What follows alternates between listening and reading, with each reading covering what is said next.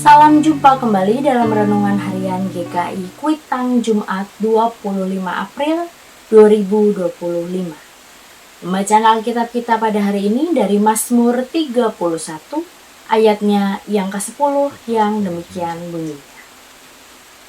Kasihanilah aku ya Tuhan, sebab aku merasa sesak. Mataku kabur dan jiwa ragaku merana karena sakit hati. Shalom, jemaat yang terkasih di dalam Tuhan Yesus Kristus. Apa kabar Bapak Ibu Saudara?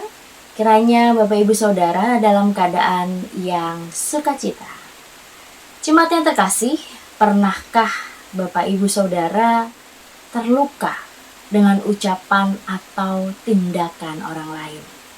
Bagaimana perasaannya? Mungkin kita akan terluka dalam hati kita, menyimpan amarah, menyimpan benci, menyimpan kecewa, bahkan sakit hati terhadap orang tersebut. Sakit hati adalah perasaan tidak senang.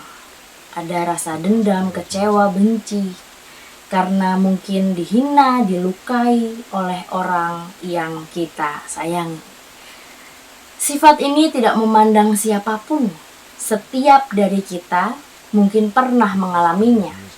Bila kita tidak menguasai hati kita untuk menerima kenyataan hidup. Sifat sakit hati inilah yang terkadang menjadi tantangan terberat bagi diri kita untuk berbuat benar. Menjadi orang benar memiliki banyak tantangan. Bahkan sifat sakit hati juga mungkin akan menggodanya. Seperti halnya Daud dalam bacaan hari ini. Daud adalah salah satu orang yang disebut sebagai orang benar, dipuji sebagai orang yang berkenan di mata Tuhan.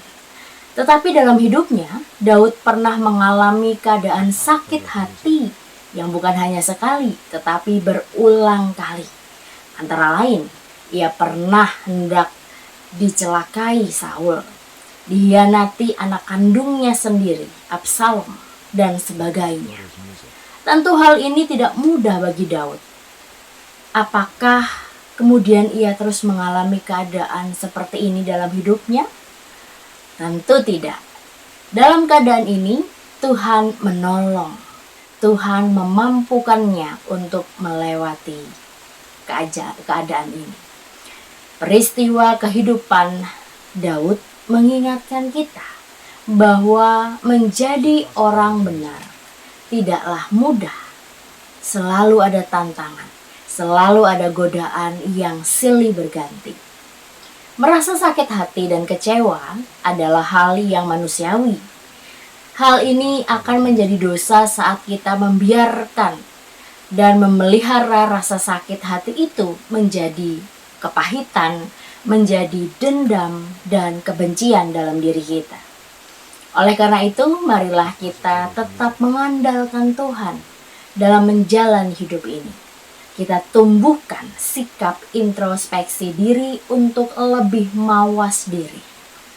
Mari kita merawat hati kita agar dapat melepaskan rasa dendam, melepaskan amarah, melepaskan kecewa, melepaskan benci dan juga sakit hati yang ada dalam hati kita. Sebab rasa sakit hati adalah sampah yang mencemari kehidupan kita. Jika sampah itu tidak dapat dibersihkan, maka perasaan itu akan mencemari perjalanan hidup kita, tingkah laku kita, perkataan kita, segala tindakan kita. Maka kita memohon pertolongan dan kekuatan dari Tuhan untuk mengampuni orang lain yang telah menyakiti hati kita. Memang tidak mudah, perlu proses panjang, tetapi percayalah, ketika kita mau mengampuni, kita akan merasakan ketenangan dan kedamaian dalam kehidupan kita. Tuhan memampukan setiap kita untuk membersihkan sampah sakit hati itu. Tuhan memampukan setiap kita. Mari Bapak Ibu Saudara, kita berdoa. Ya Tuhan, ampuni kami ketika kami masih meninggikan ego kami, ketika kami masih mementingkan kepentingan kami, ketimbang kami menghadirkan damai, ketimbang kami membuka hati kami untuk mengampuni sesama kami. Meskipun sulit ya Tuhan, tetapi ketika kami melibatkan Tuhan, dan biarlah Roh-Mu yang bekerja di setiap kami, untuk dapat kami menyingkirkan sampah hati kami, sakit hati kami, kebencian hati kami, sehingga kami mampu mengampuni sesama kami. Bahkan kami mampu hidup dengan tenang dan damai, sebab kami melepaskan pengampunan. Mampukan kami ya Tuhan untuk terus berproses, membuang sampah-sampah dalam hati kami. Dalam nama Tuhan Yesus Kristus kami telah berdoa.